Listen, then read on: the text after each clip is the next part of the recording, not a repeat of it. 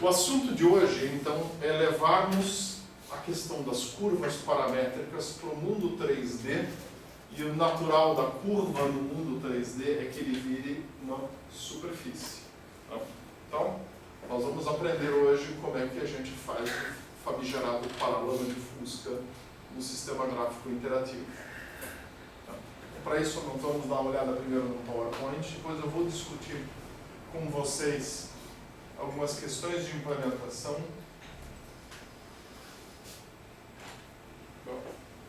Muito bem. Se tu puderes apagar a luz, eu agradeço. Obrigado. Então, as superfícies bicúbicas paramétricas, elas são uma generalização das curvas cúbicas paramétricas. Tá? A gente chama de bicúbicas porque, na verdade, nós vamos estar trabalhando com uma família de curvas num sentido e outra família de curvas num outro sentido, usando o mesmo conjunto de condições iniciais, de forma que isso forme um mesh. Então, para a gente entender como é que a gente chega lá, nós vamos voltar lá na equação da curva cúbica. Tá? E essa é uma velha conhecida de vocês. Vocês têm uma multiplicação de três matrizes, uma matriz dos parâmetros. A matriz M é uma constante que pode adquirir diferentes caras dependendo se você vai trabalhar com Bézier, com Hermite, com B-spline ou com algum outro modelo de curva. Tá? E G é o vetor de geometria que tipicamente na curva é uma matriz coluna com os quatro valores de geometria que você trabalha, 4 pontos de controle em Bézier ou em spline, ou 2 pontos de controle e 2 vetores de curvatura, de tensão, curvatura, no caso de Hermite.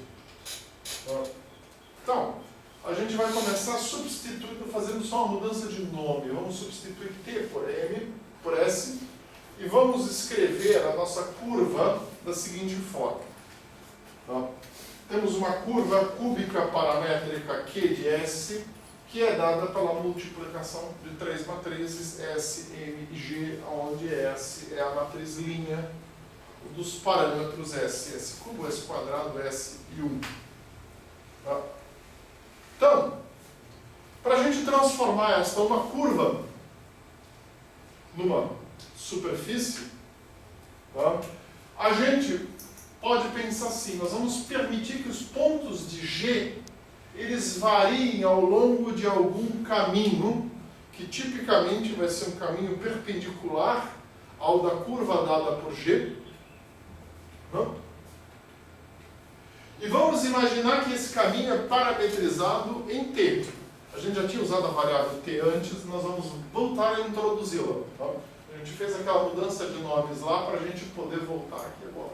Então, se nós pensarmos nisso, que ao invés de eu ter 4 pontos de controle, na verdade eu tenho 4 funções de controle, tá? A gente pode expressar Q de S como uma família de curvas que vão ser parametrizadas por T.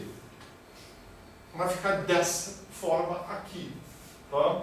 Eu vou ter uma família de curvas Q, S, T dada por matriz de parâmetros, matriz linha, né, de parâmetros S multiplicada por matriz quadrada do método, nós conhecemos Bézier, Hermite e spline, multiplicada agora pelo vetor de geometria, que na verdade é uma matriz de funções de geometria.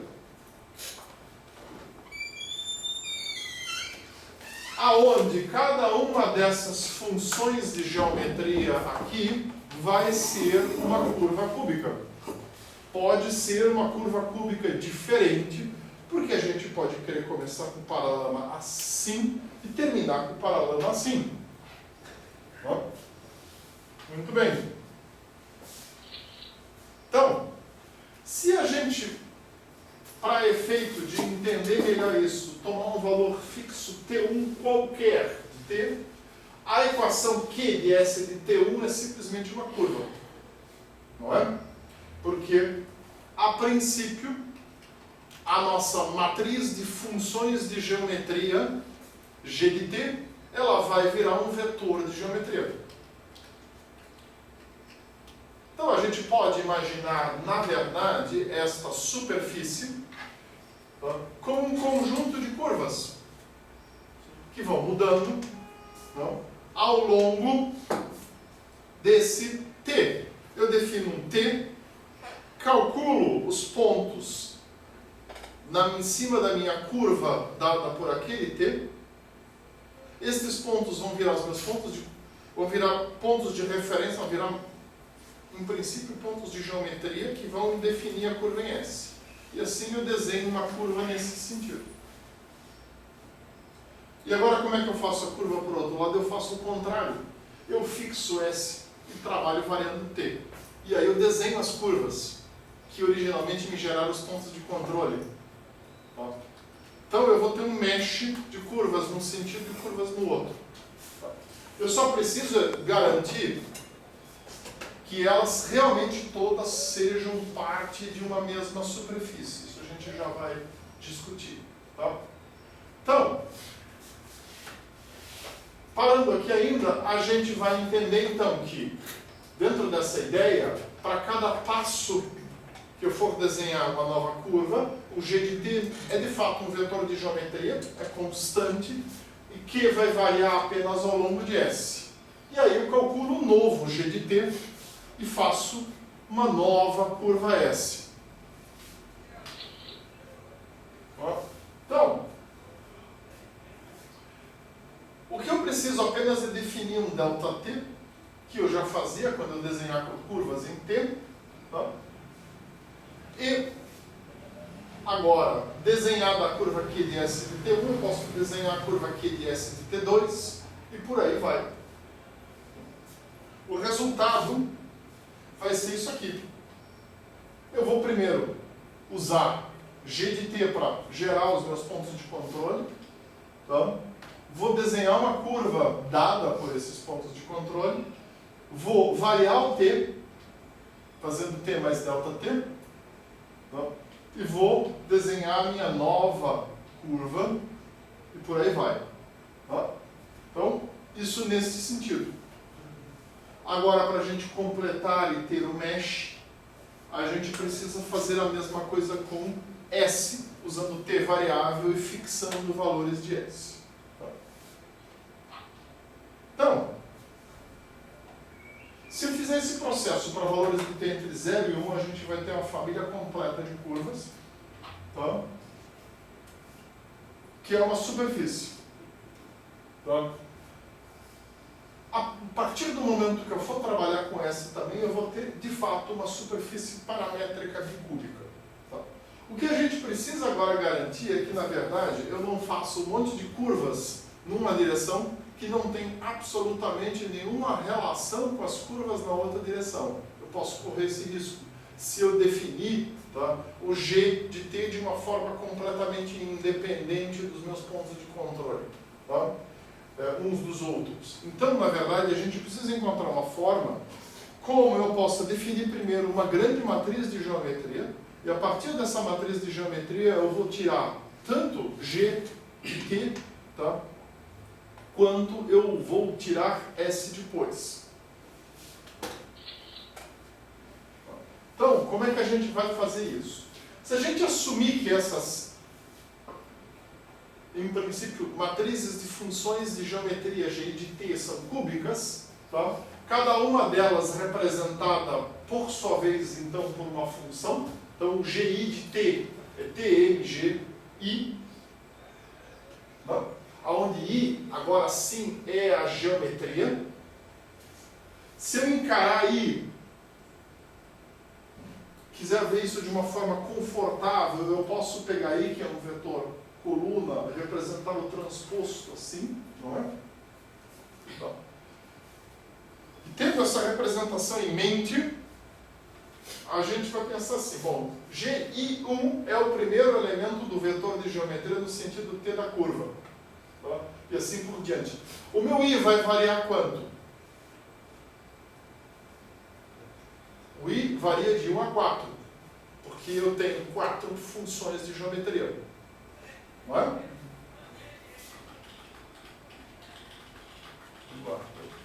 Muita animação. Tá? Eu tenho só 4 funções de geometria, então não é I variando de 0 a 1, tá, gente?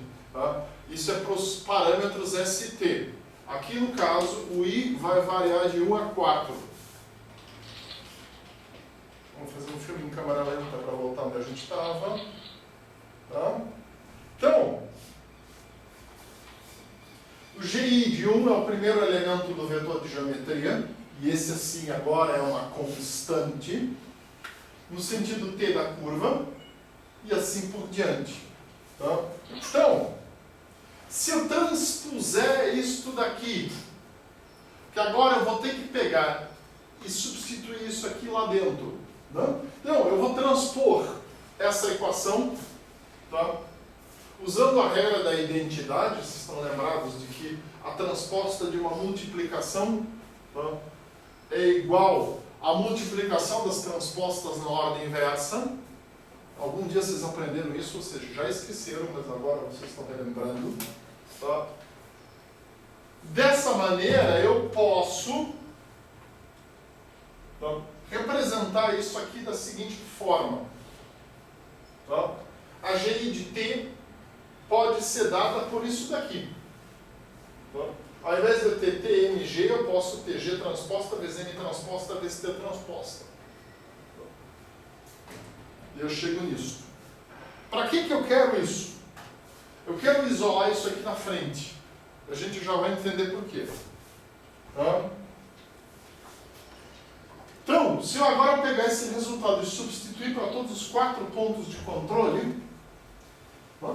Eu tinha antes uma matriz coluna de função de controle. Cada função de controle, na verdade, é uma equação dessa aqui, não é? Então, eu substituo cada uma daquelas funções de geometria por os seus 4 pontos de controle multiplicado por isso aqui, que é sempre igual. Né? Segunda função de geometria, terceira função de geometria e quarta função de geometria. Com isso, eu posso ter esta fórmula. E essa é a fórmula geral para a superfície bicúbica paramétrica. Agora, eu tenho uma única matriz de geometria, que é um conjunto de 16 constantes, que me define uma superfície. E agora eu posso pegar e fixar uma parte dela e iterar a outra, e assim desenhar num sentido e desenhar no outro, tendo a certeza de que isso aqui é sempre um pedaço da mesma superfície. Agora eu consigo. Tá? Muito bem. Então a forma geral da superfície bicúbica é esta daqui, com S e T no intervalo fechado 0 a 1. Tá? Então a gente tem matriz linha dos parâmetros S, multiplicado por matriz quadrada do método que eu vou usar, Bezier-Hermite-Spline, multiplicada por matriz quadrada com os 16 pontos de geometria, multiplicada pela transposta da mesma matriz aqui. Tem jeito, é assim. Multiplicada pela transposta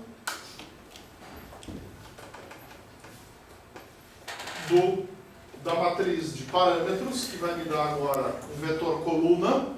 Tá? Então, vetor linha por matriz quadrada, por matriz quadrada, por matriz quadrada, por vetor coluna, me dá o quê? Matriz 1 por 1, que é o escalar. Ou seja, isso aqui é um valor, é um ponto no espaço. Não é isso. É um ponto sobre a superfície. Muito bem. Então, se a gente reescrever essa equação de forma separada para cada coordenada, a gente vai ter então a forma geral da superfície bicúbica, escrita agora. X, Y e Z de S de T, dado por S, que é uma matriz de variáveis, multiplicado por Z, que é escalar, multiplicado por projeção em X de Z, de G, multiplicado por M transposta, multiplicado por T transposta. A projeção em x de g é simplesmente a componente x de cada um dos pontos da nossa matriz de geometria. Alguma dúvida até aqui?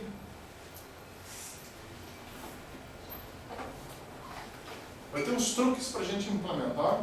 E o Foley-Van está errado. O algoritmo que tem lá, se vocês fizerem do jeito que está lá, não funciona. Como a maioria dos livros de computação gráfica, depois do Foley-Van copiou o Foley-Van, também está errado em outros livros. A gente vai dar uma olhada no código e vai ver o que está errado e qual é a questão que a gente tem que corrigir. Tá? Então, se eu pegar isso para Hermite, agora vamos ver na prática métodos de fato, quer dizer, Hermite, Bezier e Spline, e vamos ver como é que a gente implementa esse troço. Tá? Uma coisa é dizer, então, eu preciso de uma matriz de geometria 4x4 que define um retalho de superfície no espaço. Beleza. Agora, como é que eu gero esses 16 pontos de geometria? Tá? A gente vai ver que para Bezier e Spline é bem fácil. Para Hermite é bem chato, o que, de fato, desaconselha a gente a usar Hermite, a não ser que você precise, por alguma razão qualquer, por exemplo, impressionar o professor. Tá? Mas eu vou começar ensinando Hermite aqui, porque a gente começou lá nas curvas ensinando Hermite, que era o mais fácil, tá, de ensinar. Depois a gente já pula para Bezier e Spline. Tá? Então, se a gente lembrar lá como é que a gente definiu as curvas de Hermite, com a noção, equação da curva, tá? E de que a gente tinha o seguinte, a matriz dos parâmetros era dada por os próprios parâmetros, t cubo, t quadrado, t1, a matriz de Hermite dada constante, e a matriz de geometria, tá? Que tinha os coeficientes meio diferentes, tá? Onde você tinha ponto inicial, ponto final, tangente no ponto inicial, tangente no ponto final, onde essas duas tangentes aqui me davam uma tendência de curvatura. Né? Isso aqui tem uma direção e tem um módulo, que vai me dar, quanto maior o módulo, mais eu puxo a curva, então mais forte é a curvatura naquele ponto. Tá? Se a gente agora pegar, substituir T por S, nós podemos escrever isso dessa maneira, e supusermos então que G de H de X, quer dizer, geometria de Hermite representada por sua projeção em X, não é constante, mas sim uma matriz de funções, tá? Ou conjunto de funções em T, a gente pode reescrever isso da seguinte forma. Tá? Hermite é dado por S multiplicado pelo método, multiplicado por uma matriz coluna de uma função do ponto inicial, uma função do ponto final, uma função da tangente inicial e uma função da tangente final. Já soa estranho, né? Uma função de uma tangente. Tá? E essas funções definem então essas componentes. Aonde R1 de x em t e R2 de x em t são as funções que nos dão os vetores tangentes dos pontos iniciais. Tá? Seria isso tudo aqui. A questão é agora como é que eu defino essas tangentes. Se eu queria criar uma curva, como é que eu dou valores para isso? Tá? Então, a princípio, tá? Uma superfície vai ser definida por duas bordas, dadas por P1 e P4 de T. A borda virou uma curva.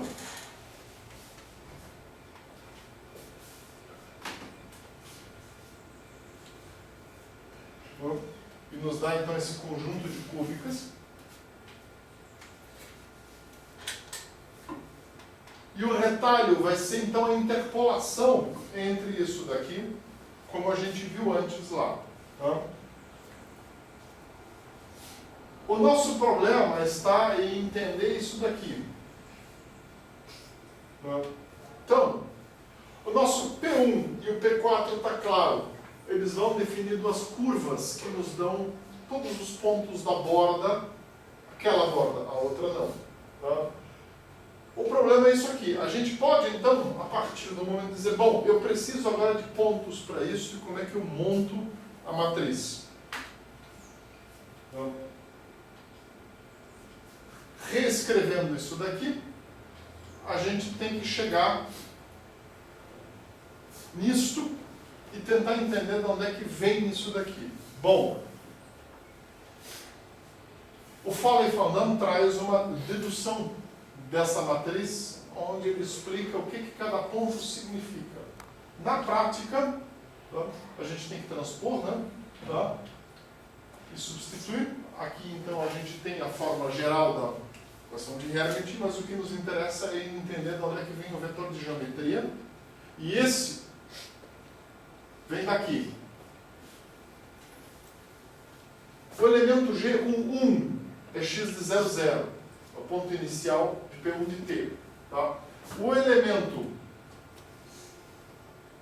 G12 é x de 0, 1, quer dizer, o ponto final de P1.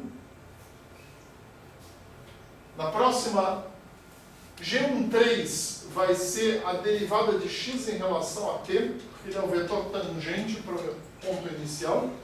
Tá?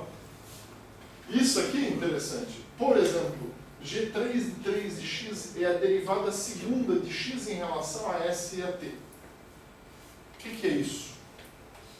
Vou botar um desenho aqui que a gente vai entender. Tá? Então, nós vamos ter aqui um conjunto de quadrantes nessa matriz.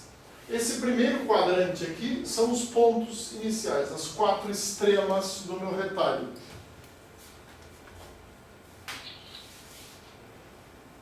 Nessa diagonal aqui, a gente vai ter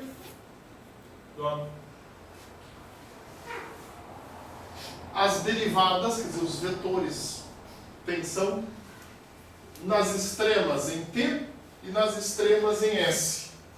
Também está claro. E o que é aquilo ali? Derivada segunda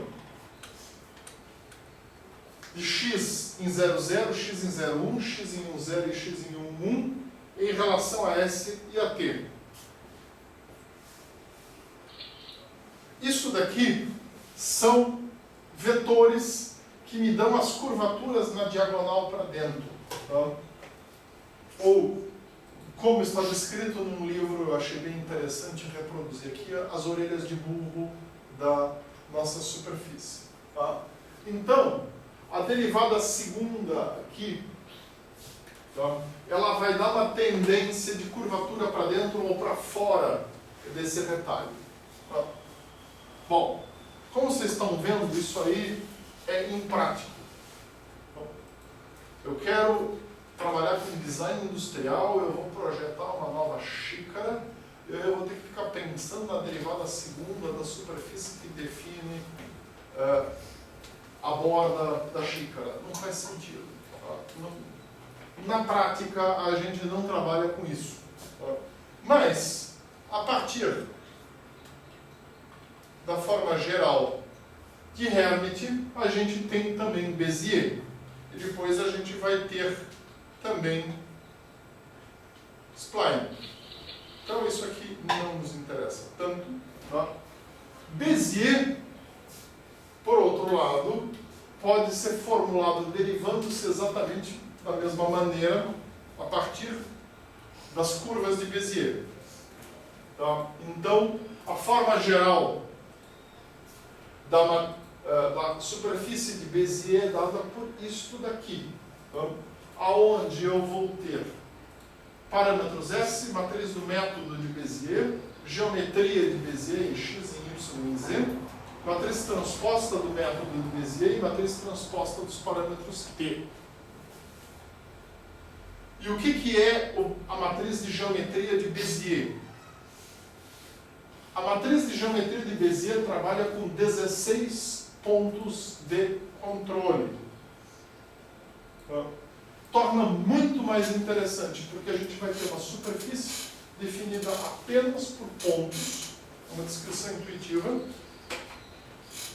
No caso de Bézier, nós vamos fazer a curva passar por alguns dos pontos de controle, na verdade, todos os pontos de controle que estiverem na extrema da curva.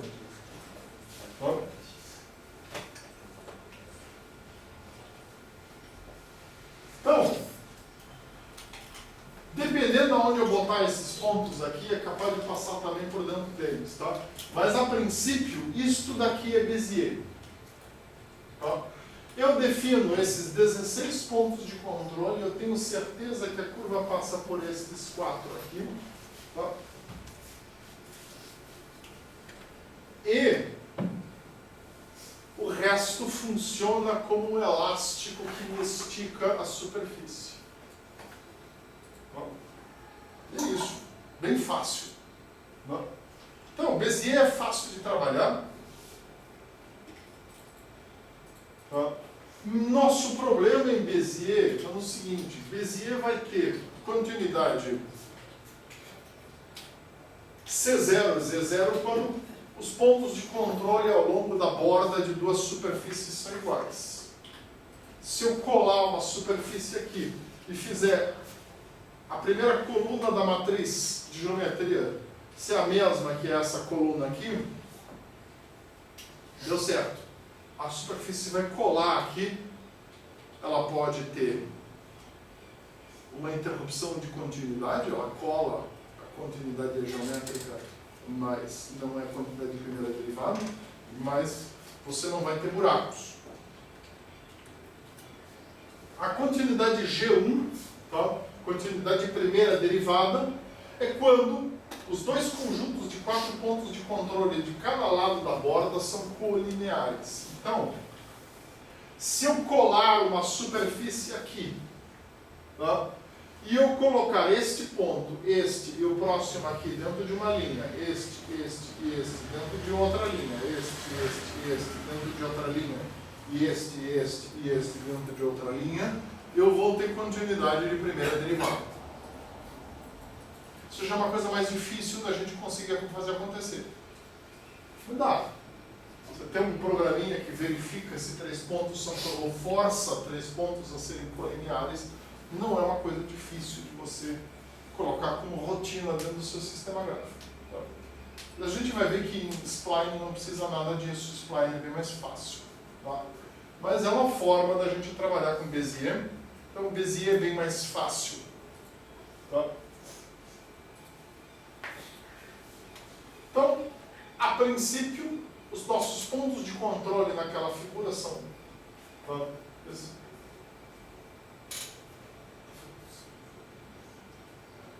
Ah, tá. Colinearidade, a figura adiante, perdão. Essa daqui.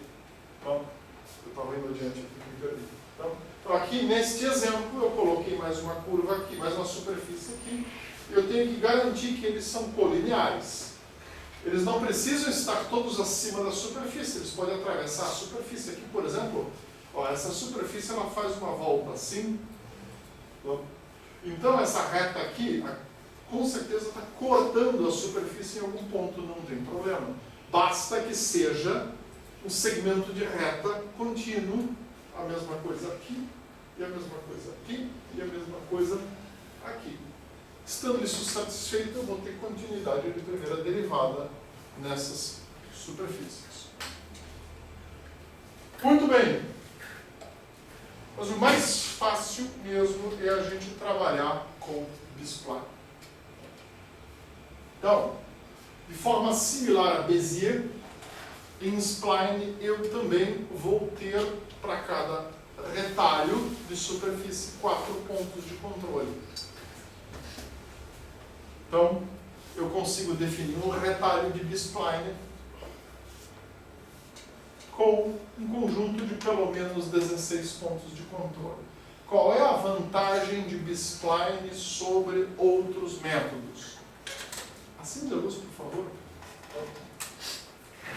Da mesma maneira que numa curva B-spline a gente podia ter uma curva com 4 pontos de controle, mas a gente podia emendar uma segunda curva botando mais um ponto de controle e usando aí aqui, e botando mais outro ponto de controle e aí usando esses 4 aqui e assim por diante.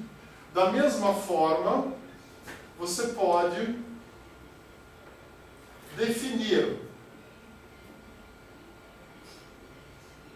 uma superfície de spline B-spline através 16 pontos de controle. E aí, se fechar essa superfície para um lado, botando mais uma coluna, e aí pegando esta matriz, você pode botar mais uma linha aqui, e com isso eu criei mais duas novas superfícies, né?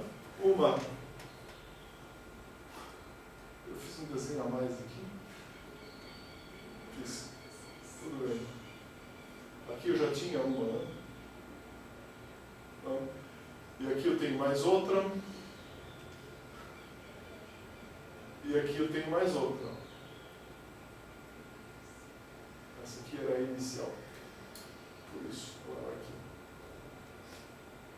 Então, o que eu fiz aqui? Eu tenho 1, 2, 3, 4, 5, 6. Eu tenho aqui 6 superfícies. Todas elas grudadas uma na outra. Né? São 6, né? 3 assim e 2 assim. Tá? Eu tenho 6 superfícies, todas elas, uma grudada na outra, todas elas com continuidade de segunda derivada garantida entre uma e a outra, sem eu precisar estar me preocupando com saber se os pontos são colineares ou não, tá? A não ser que os pontos ocupem exatamente o mesmo lugar no espaço, sejam idênticos, eu vou ter continuidade aqui sem problema. Só não posso repetir ponto. E com isso eu posso fazer uma superfície o quão complexa eu quiser. Tá? Quantas idas e voltas eu tiver a fim, simplesmente me permitindo fazer uma matriz maior dessas. E aí, pegando de 16 em 16 e desenhando. Alguma dúvida sobre isso daí? Beleza. Então, vamos continuar. Então, para cada segmento de uma B-spline bicúbica, a gente representa a superfície através desta fórmula. Aonde a matriz de geometria vai ser uma dessas matrizezinhas que tem aqui. E aí eu vou fazer isso aqui, eu vou desenhar 16 vezes, 6 vezes, por exemplo, para esse conjunto de pontos aí. Então, do ponto de vista de o que você, enquanto usuário, precisa se preocupar ao gerar superfícies, tem que se preocupar, a B-spline é cortar manteiga com faca quente. Então é fácil. Tá? Você vai colocando os seus pontos no espaço do jeito que você acha que tem que ser, tá? E o resultado é sempre uma curva bonita. Ela pode não satisfazer algum critério que você queira. Você quer um bullying que tem um jeito assim e ficou para o outro lado. Tudo bem, mas vai ter uma superfície com continuidade, tudo direitinho sendo gerada. A única coisa que você não pode fazer é pegar posições vizinhas e colocar pontos iguais. Só isso. Tá? Então, com isso a gente tem continuidade de segunda derivada garantida ao longo de qualquer número de matrizes que você queira colocar lá. Tá? E você não tem que se preocupar com qualquer tipo de arranjo especial, como eu já falei. Tá? Muito bem. A pergunta agora é como é que eu vou desenhar isto. Então, nós podemos fazer usando funções de suavização, blending functions, do mesmo jeito que nós fazíamos lá nas curvas cúbicas. Como é que eu gero uma blending function? Eu resolvo algebricamente isso daqui. E aí eu tenho uma função em S e T, que é uma equação desse comprimento, e que você, para cada ponto, tem que resolver. É uma solução que em CPU funciona, não é a coisa mais eficiente do mundo. Se você quiser primeiro testar a sua superfície para ver se ela está certa do jeito que você pensou, você pode até usar isso. Tá? Num sistema gráfico para animação, por exemplo, isso aí é proibitivo em termos de processamento e a gente não usa. Tá? Vocês não vão implementar, podem até fazer para testar, mas eu vou querer que vocês usem forward differences. Tá? Então, muito bem.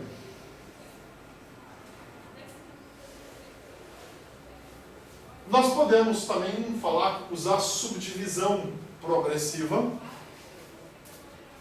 o mesmo método da prancheta de desenho, também não queremos, tá? Ou podemos usar forward differences. O algoritmo das forward differences, ele não é definido para uma superfície, ele é definido para uma curva. Não tem problema, porque nós vamos desenhar a nossa superfície como um grid. Não? Então a gente pode definir as curvas que nós vamos desenhar. O problema que se coloca só é o seguinte: qual é a condição inicial para cada uma destas curvas do grid? Essa tem que ser calculada, e isso eu vou discutir com vocês. Tá? Então, se eu for usar a blending function, basta eu fixar um parâmetro S ou T e variar o outro. Só isso. Tá? Então, desenhar a superfície bicúbica com blending function significa: faça o seu dever de casa fazendo a álgebra, para fazer aquela multiplicação de 5 matrizes ali, virar simplesmente uma equação algébrica. Chute um valor para S e varie o t de 0 a 1 e você tem uma curva. E chute outro valor para S e continue. E faça a mesma coisa depois, não no outro sentido. Vai funcionar sem problema nenhum, não tem segredo. Tá? Então, isso aqui é muito fácil, só é bem demorado. Mas é uma forma como a gente pode fazer. Tá? Se eu for usar forward differences, eu tenho um outro problema, que é o seguinte. Tá? Primeiro, forward differences vai funcionar se eu usar exatamente o mesmo passo em T e S. Porque eu preciso gerar... Seguinte, se eu for gerar as minhas matrizes com as condições iniciais, eu vou gerar a matriz para TS0.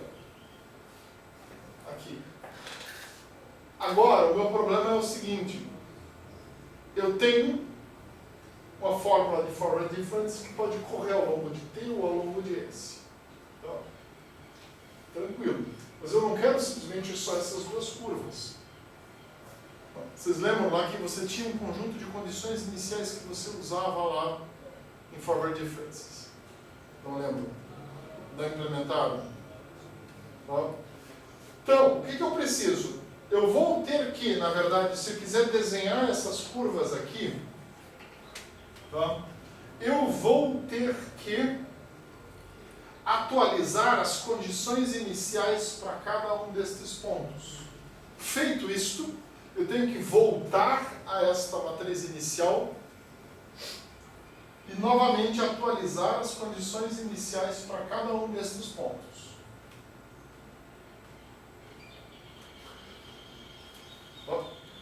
É bem simples, eu vou mostrar um código de alto nível para vocês. Tá?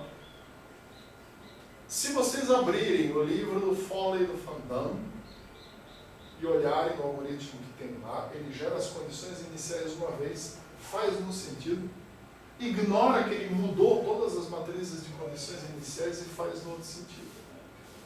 E ainda faz mais um chute, porque ele tem um ΔT e um ΔS para gerar primeiro cada uma das curvas, depois a curva individual ele gera com um terceiro ΔT, um terceiro delta que ele também chuta, também não funciona, porque eu preciso gerar as matrizes, as condições iniciais aqui em intervalos bem definidos, então eu tenho que tomar um cuidado aqui.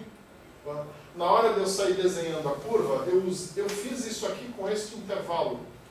Tá? Eu não vou sair desenhando a curva com outro delta. Tá? Então eu tenho que garantir ΔT igual a ΔS, e aí eu vou sair desenhando com esse delta. Tá? Então a gente fez essas duas modificações no algoritmo, depois eu vou mostrar para vocês. Então, primeiro que a coisa... Não tem mais coisa de alto nível. Em princípio é isso. Então, aqui está o trabalho. A ideia é que vocês vão estender o sistema para representar superfícies 3D através das matrizes de geometria. A superfície vai poder ser representada por uma lista de matrizes. Nós vamos trabalhar com spline. Você pode criar uma tela de entrada de dados ou entrar os dados com o mouse, como você quiser. O seu sistema vai chamar o desenho dos retalhos de superfície 16 a 16 usando spline ou Bezier. Se for Bezier, são retalhos, em princípio, que só vão ter em comum uma coluna ou uma linha. Se for spline, eles vão ter em comum, na verdade, uma submatriz 3x3. Ou 3x4, dependendo se é do lado ou se é no canto. Muito bem. Para implementar as duas formas, professor. Para implementar as duas formas, tanto Bezier quanto spline. Vai mudar só a matriz de geometria que você usa e a forma como você percorre as matrizes, sim. Tá? Por que eu estou pedindo para fazer Bezier primeiro? Porque Bezier é fácil. Tá? Depois você faz spline. Muito bem. Então, em função do fato de que a referência bibliográfica está errada e que os outros livros não se deram o trabalho de corrigi-la ou corrigiram simplesmente omitindo e não dando o algoritmo, tá? Essa foi uma estratégia que eu achei em alguns livros também. Tá? Eu fiz o seguinte, semestre passado eu programei o troço, fiz um código bem comentado e botei aqui. Tá? Isso aqui é um Gist lá no GitHub. Tá?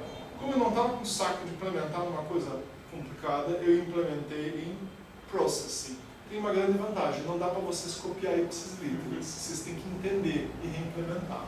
Mas a princípio está o código todo implementado aqui. Tá? Eu vou botar para funcionar, para vocês entenderem. Eu instalei rapidamente o Processing aqui. Tá?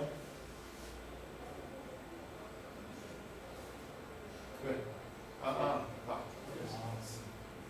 Então aqui é uma Bezier, tá? É uma Bezier onde a base é reta, tá? Então ela fica com essa cara, tá? Mas é isso aqui que eu quero que vocês façam. Tá? Aqui estamos Bezier com forward differences e funcionando.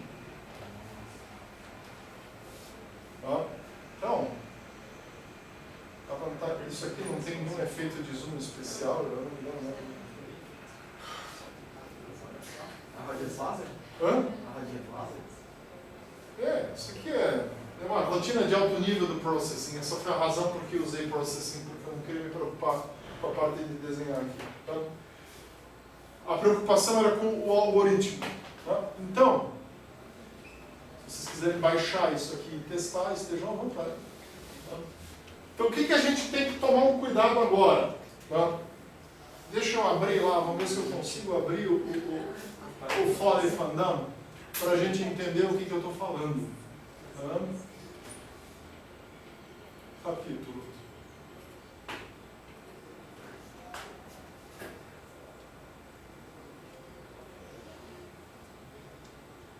Capítulo 11. Se eu não me engano, o algoritmo está no final.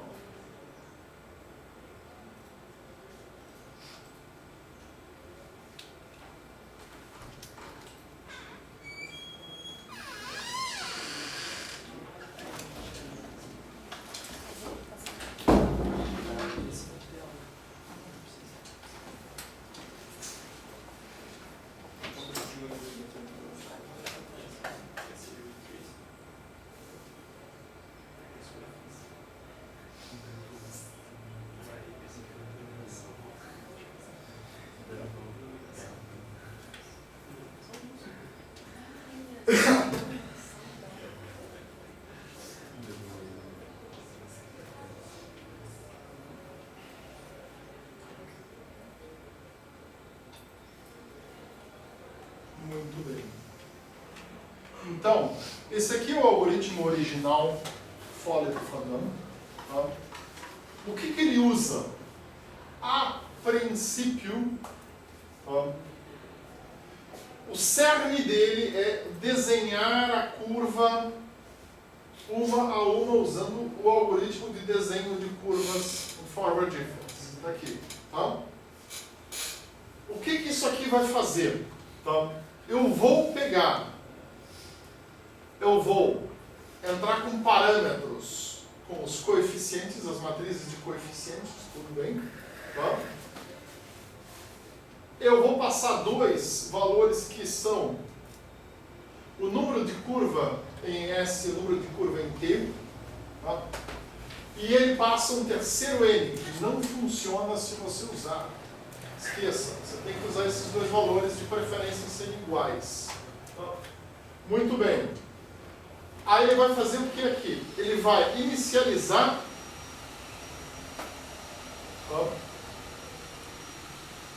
as matrizes com os deltas. Eu não tenho delta fixo, eu tenho a matriz de delta. Essa equação é dada, eu tenho um algoritmo ali. Essa matriz de deltas você pode representar simplesmente pela multiplicação do seu delta em S pelo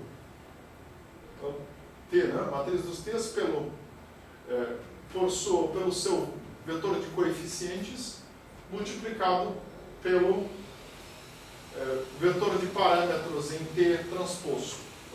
Então isso aqui vai me dar uma matriz de delta, isso vai me dar outra matriz de delta, isso aqui vai me dar uma terceira matriz de delta. Vocês lembram que quando eu desenhava curvas eu tinha simplesmente um conjunto de deltas, uma linha. Aqui eu vou ter uma matriz. Eu vou ter que usar essa matriz dependendo do que eu estou trabalhando aqui. Tá? A gente já vai ver. Tá? Na verdade eu trabalho aqui com a primeira linha da matriz. Tá vendo aqui, ó? Primeira linha, primeira linha, primeira linha. Tá? Como é que eu ando no meu forward difference? Lá quando eu tinha uma curva,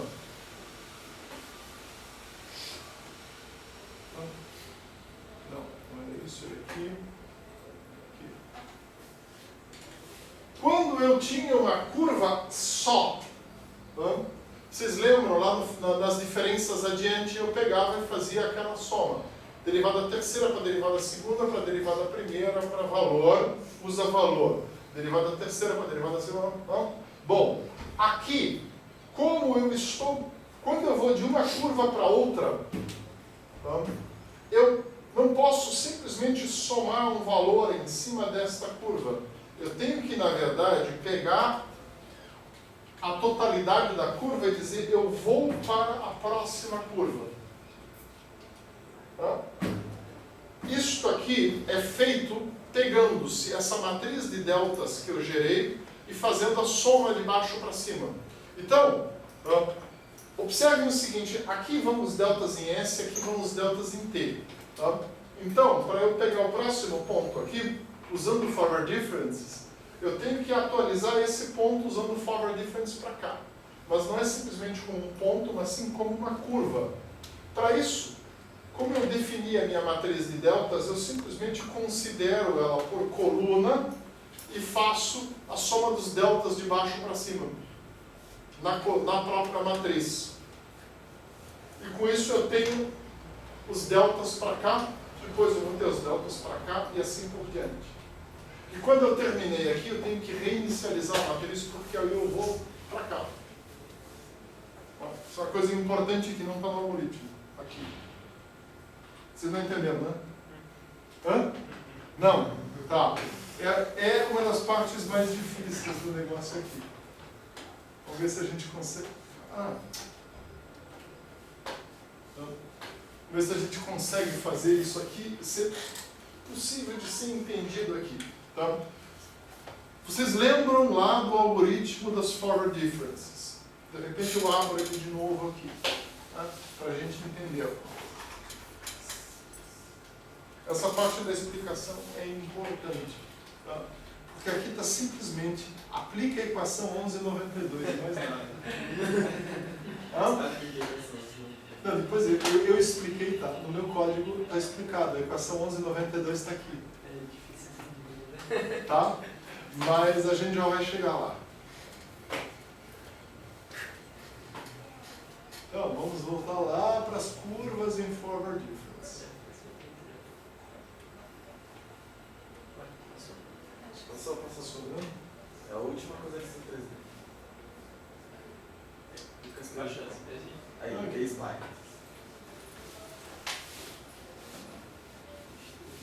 Vamos lá no algoritmo. É só o algoritmo que nos interessa. Estava vermelhinho, um detalhe vermelho ali. Isso. Tá? Olha só. Aqui eu não tenho uma matriz de deltas. Aqui eu tenho, para x, y e z, a princípio 4 deltas. Tá? Que eu calculo os valores iniciais para eles, e aí para desenhar uma curva eu itero. Muito bem, da onde vêm esses deltas? Estes deltas, que são as condições iniciais, são a primeira linha da matriz de deltas, no caso do nosso retalho de superfície. Tá?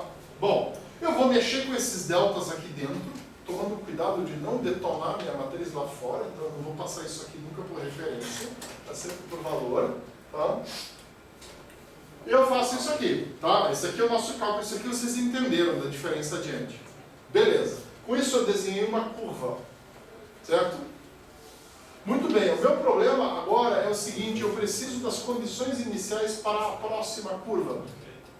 Não adianta eu só pegar e dizer, não, tudo bem, então eu vou agora aplicar forward difference para o próximo parâmetro S para calcular o primeiro ponto da próxima curva. Eu não vou calcular o primeiro ponto da próxima curva, eu vou fazer alguma coisa esquisita. Eu tenho que gerar a minha matriz, tenho que atualizar toda a minha matriz de deltas usando forward differences. E isso eu faço como? Eu pego a minha matriz e faço essa mesma multiplicação, daqui para cá, daqui para cá, daqui para cá, na direção S. Isso significa, eu pego a linha de baixo, somo na linha de cima, somo na linha de cima e somo na linha de cima. A linha em cima resultante é isso aqui, condição inicial, só que eu vou ter um x, um delta x, um delta 2x, um delta 3x na minha matriz.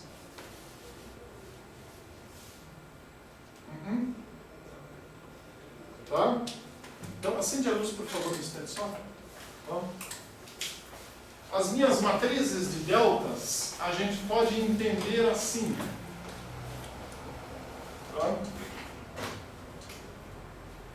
Vamos chamar de matriz grande de delta em x. Ela vai ser isso daqui. Tá? Ela vai ter o x, tá? Vai ter o delta x em t, o delta 2x em t e o delta 3x em t. Vai ter o delta s em t, o delta 2s em t e o delta 3s em t. E aqui um conjunto de outros valores cujo significado é arcano e para nós não interessa a gente analisar. Tá? Então, condições iniciais da primeira curva estão aqui. Condições iniciais da segunda curva. Aplico forward differences dentro da matriz e com isso eu gero as condições iniciais da próxima curva. E por aí vai. E com isso eu vou andando.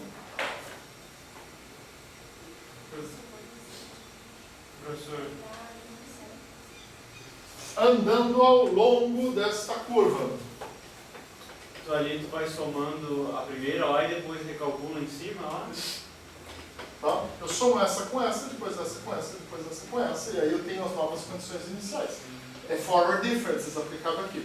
Quando eu for na outra direção, eu vou fazer diferente. Em teoria, a minha primeira coluna são as condições iniciais, eu só tenho que recalcular isso daqui. Não pegue o que sobrou quando você chegou no final aqui e acredite que aplicando aqui vai funcionar. Tá? Isso que está errado no algoritmo ali. Mas sim, gere de novo. Eu estou sugerindo, transponha, porque aí você sempre trabalha com as linhas. Tá? Aí você tem um único método para fazer esse forward difference em cima dessa matriz. Tá? Então, você gera primeiro Você faz o forward difference em cima dessa matriz e com isso você vai gerar as diversas condições iniciais aqui. Feito isso, você pode desenhar as curvas assim. Pronto. Gere de novo essa curva, transponha e aí aplique o mesmo método para você gerar as condições iniciais aqui. E aí você pode desenhar cada uma dessas curvas aqui. Em suma, esse é o algoritmo para você usar forward differences com curvas. Não é tão trivial. Desliga, por favor. Bom, então, no Foley Fandom, falta um pedaço. Tá? Ele manda transpor e sai usando. Se eu simplesmente transpuser e sair usando, eu vou pegar aquilo que sobrou lá no final. E vou usar aqui, vai dar tudo errado. Então eu tenho que gerar de novo, transpor e aí sair usando no outro sentido. Tá? Então aqui está forward difference chamado várias vezes. Tá? E está certo para NS e aqui para NT. Mas aí eu tenho que passar como parâmetro de novo NT aqui. Tá? Aqui é NS, aqui é NT. Tá? Se aqui é NT, eu tenho que passar NS aqui. Tá? E não N. O N arbitrário não vai funcionar. Tá? E aí produzo isso. Tá?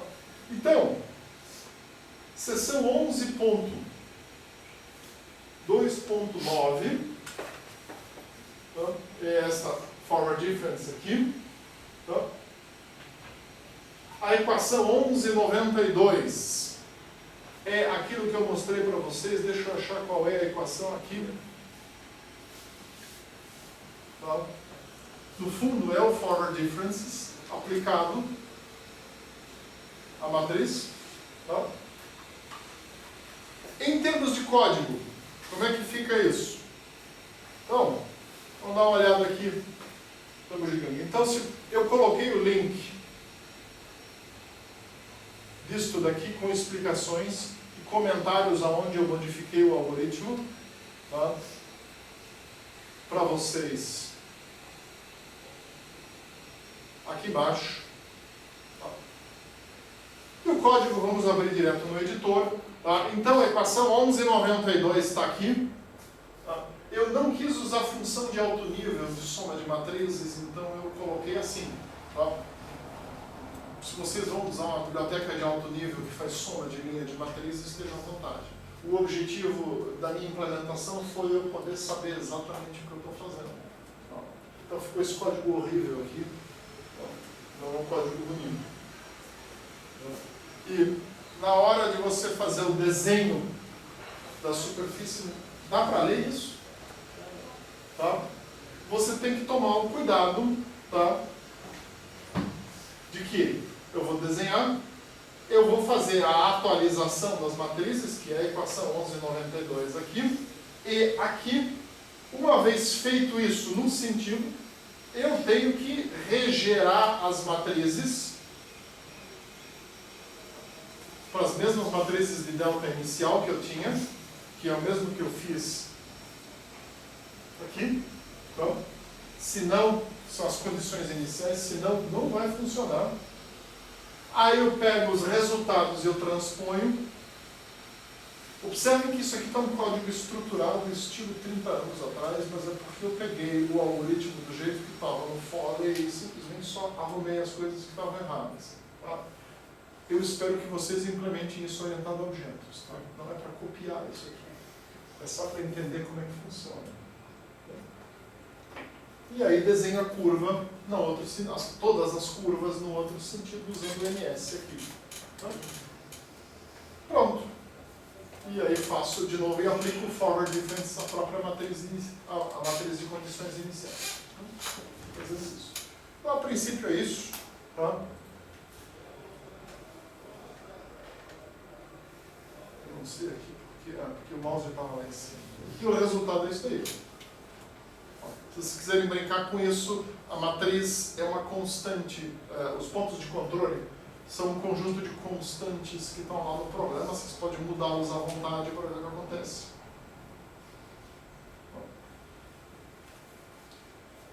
Se vocês quiserem fazer isso funcionar no computador de vocês em casa,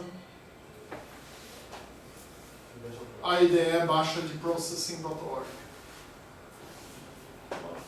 Essa é uma linguagenzinha de alto nível para designer e outros para testar coisas gráficas e coisas assim. Tá? Não é nada para quem está aprendendo computação gráfica. Eu simplesmente usei porque me poupou o trabalho de implementar viewport, window, etc., porque ele tem tudo pronto de alto nível. Tá? A gente não tem que se preocupar com isso. É uma coisa divertida. O pessoal está usando para fazer também a automação doméstica, usando isso daí, porque é fácil de interagir com Arduino, com programas feitos nesse negócio aí. Tá? Mais simples do que Python. Então é isso. Alguma pergunta? Então, gente, assim, ó. Em outros anos, porque o pessoal não tinha nada que se agarrar, não tinha um código exemplo, tá? Eu nunca dei muito valor à implementação das superfícies bicúbicas. Com tudo isso daí, eu acredito que é impossível vocês não conseguirem. Tá? Então, eu vou querer que esteja funcionando, tá? E não só que vocês façam uma tentativa bem intencionada de implementar a superfície. Tá? Tem exemplo que chega ali, o código está bem fácil, o código que eu escrevi usa os mesmos nomes de função, o mesmo nome de variável, tudo igual ao que está o exemplo do Foley Fandom, só mudo realmente aquilo que está errado, tá? E comento o que está errado no Foley. Tá? A matemática toda, vocês têm que abrir o Foley para olhar. Tá? Não tem a matemática explicada do algoritmo que eu implementei, mas eu acredito que é uma referência que funciona bem. Tá? Então, assim, o trabalho é implementar Bezier e Spline. Bezier estou pedindo apenas para que seja uma coisa fácil de vocês fazerem. Tá? É simples, dá certo logo. E aí, depois vocês só melhoram. Tá? Bezier, vocês não precisam usar múltiplas superfícies, basta que funcione com uma. E Spline, sim. Spline, eu quero que vocês tenham um ambiente de entrada de dados onde você possa botar N superfícies. E o sistema saia desenhando uma superfície complexa, que na verdade é a concatenação dessas N superfícies que você entrou. Tá? Então, no princípio é isso. Na hora de colocar superfícies, você tem que colocar uma do lado da outra, sendo que, porque se tu botar, ele vai repetir pontos, tem que botar só... Não, como eu falei antes, assim, ó, daquele jeito ali, tu usou pontos de outra, mas tu não estava repetindo não, pontos. na Spline, não. Assim, ó, repetir pontos é pegar duas colunas da matriz, por exemplo, e botar pontos exatamente iguais. Tá? Na Spline, isso vai forçar uma quebra. Tá? Se você fizer 3 colunas com pontos todos iguais, ela quebra mesmo uma linha. Tá? Você pode, você quer fazer uma quebra, você pode fazer isso, é um artifício. Tá? Repetindo uma coluna de pontos, eu reduzo a minha continuidade para a continuidade primeira derivada. Repetindo 2 colunas de pontos, eu reduzo a minha continuidade para a continuidade de G0. Quer dizer, eu tenho 2 superfícies que se encontram, mas elas têm uma clara linha ali, uma linha de quebra. Não, não é uma fenda, não tem buraco, é só uma linha. Tá? É como isso aqui, ó. Tá? Faz uma dobra aqui, ó. Tem uma dobra aqui. Tá? Entendeu? Tá? Então, warp 1 aqui, tá? A dobra.